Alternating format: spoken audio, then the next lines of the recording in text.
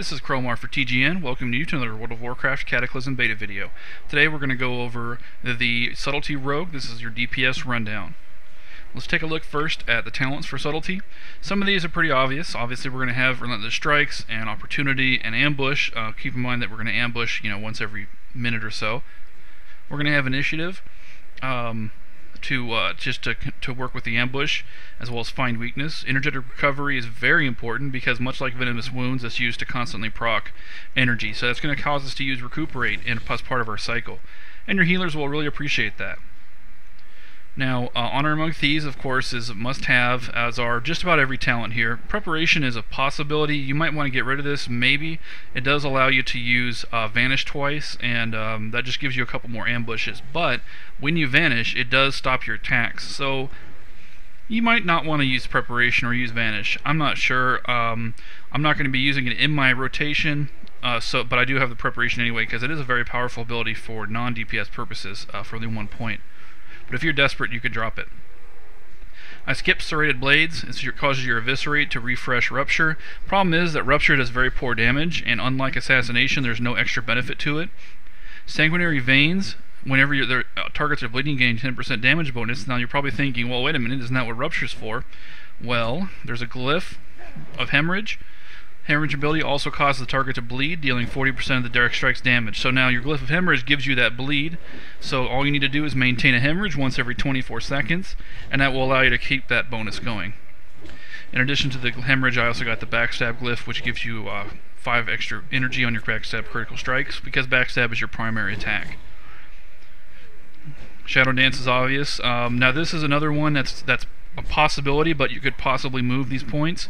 I just feel that Cheat Death is so powerful, and there are so many different obstacles and traps and other sources of damage that can kill you in a raid, that I would not pass up Cheat Death. I think this is a very powerful talent for protecting yourself. Now, if it was a moderately powerful defensive talent, I wouldn't waste points on it, but for such a great one, I have to take it. I feel the same way about Cauterize for Fire Mages, which is basically the same ability with some extra twist to it. So I would always take this for raids.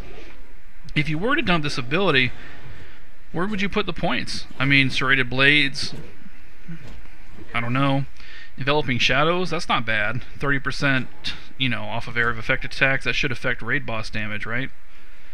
More Vanishes. I mean, that's about it. There's really not a lot else to take. Waylay would be kind of nice, if you don't have a Thunderclap in your raid. But you should, and that's a lot of points. 2 points to spend on something like that you probably don't need. So that's why I went for this particular alignment. But again, you could move your Cheat Death, you could move even your Initiative or your Find Weakness, because these only work off of your Ambush. With the remaining points, it's really difficult to decide. With most specs nowadays, the extra points that you put in your sub-specs are usually not that important, because these talents are usually not that strong. But here, with the Rogue, these talents are incredible. I mean, even Quickening, which is one of the worst ones, is really helpful in raids, and I would certainly take this if I could.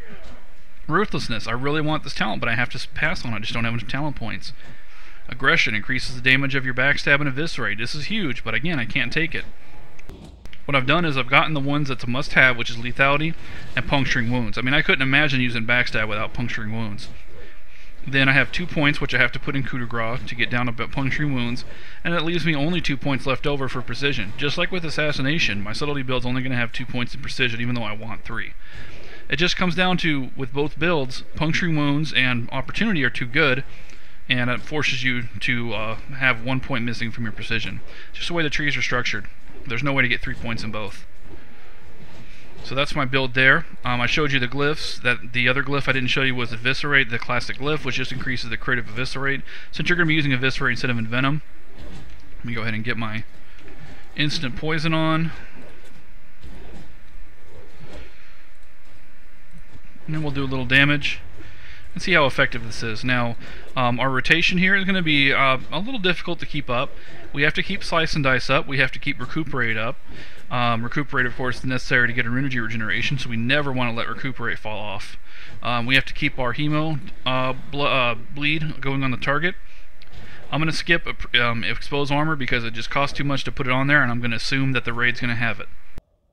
And finally, once every minute, I'm going to pop a Shadow Dance and do a Shadow Step ambush spam. I'm going to try to alternate ambush and eviscerates to make the best use of that energy. So let's see how this looks. We'll start with a pre-med, Shadow Step ambush, big ambush crit. Notice I already have 5 talent points which are going, or combo points which are going straight into recuperate. That leaves me with 0 combo points. Now I still need to do a hemo, get that up there, and then I need to get a slice and dice. So let's go ahead and get 5 points real quick. Remember that your Honor Among Thieves acts as its own seal fate. I didn't get any backstab crits there, that was unlucky, but now, so I've got hemo going, I've got slice and dice going, I've got recuperate going. Now, because I've been going slowly here, this is going to drop off, so I'm going to need to do another recuperate. And then slice and dice. But if you manage to get 5 combo points up in between refreshes, and you can do that by spamming hemorrhage too if you want, then, perfect example, you can pop yourself an eviscerate as I just did. Alright, so let's let these wear off, head to another dummy.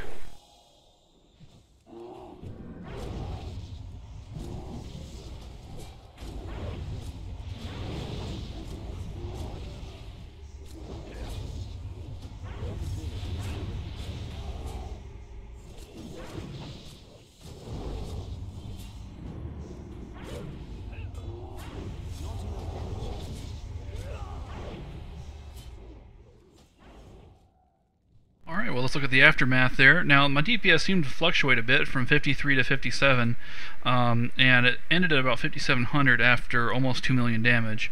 I ran it for about the same amount of time as the Assassination run. Let's look at the stats. Backstab at about 45% crit, 48% hit. Backstab should be over 50% crit, but it's also you got some misses and some dodges in there, so it's not a surprise that it went slightly under. But of course, it was the #1 source of damage by a huge margin. Backstab is all physical, so this makes physical damage extremely important to the Subtlety Rogue. Matter of fact, they only do this hemorrhage dot only 1.5% of your damage, and of course, instant poison, 8.6. So 10% of your damage is not against armor. 90% of your damage is. So this, of course, makes abilities that reduce armor very important. So you definitely want to make sure there's some source of sunder armor in your raid. However, I don't think you could do exposed armor yourself because, honestly, it was so difficult just keeping the main cycle up. I don't see where you could possibly drop combo points. I guess you could stop eviscerating. That's about it. Now, melee, of course, was still 25% of your hit. That's not a surprise.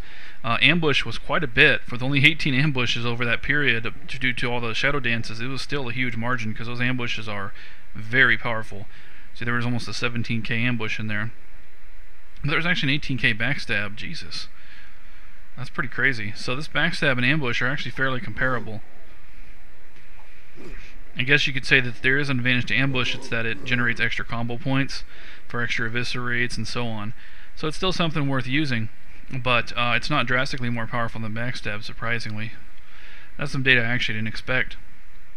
One accidental gouge. It just so happens I have ambush on the same key as gouge, so when I was mashing my ambush hotkey and it came out of Shadow Dance, gouge popped up and I hit it.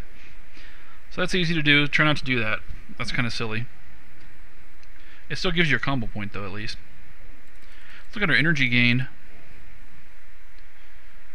As you can see, Recuperate gained us 1158 energy over 975 Relentless Strike.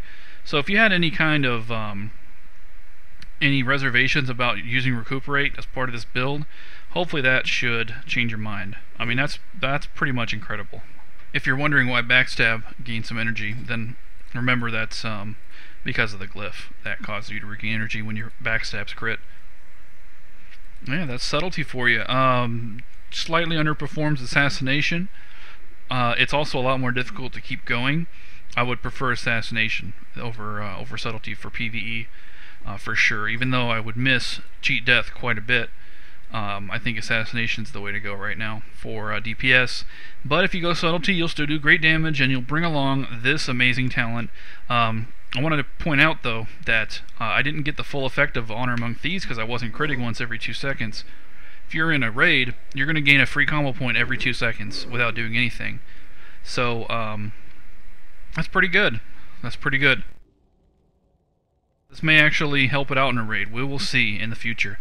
It'll be a while before that kind of data comes out. Raids aren't even out yet on the beta server, so we'll see.